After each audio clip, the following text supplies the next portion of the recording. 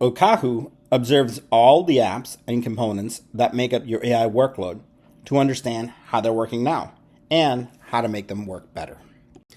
Let's see how Okahu works with an example.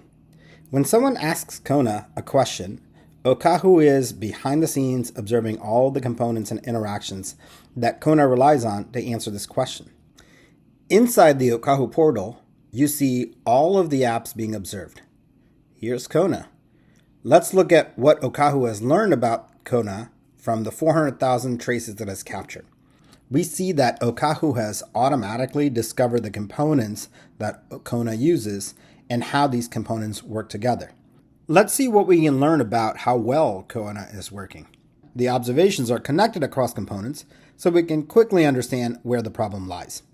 Let's look deeper at the Triton component to see what we can do about it.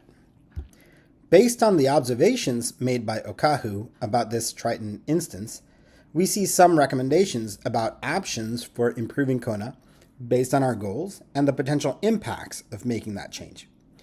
In summary, we saw how Okahu discovers what components make up your AI workload and how they work with each other, observes how the components run to determine what impacts reliability, performance, cost, or any other aspect of running AI that you care about, to help AI engineers, app developers, and IT leaders understand, is there a problem? And if so, what do you have to do to fix it? Change the code, change the model, or change where they run.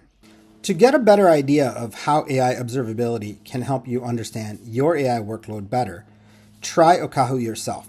You can do that easily right from your GitHub code spaces with a sample chatbot we've created for you with OpenAI and LangChain.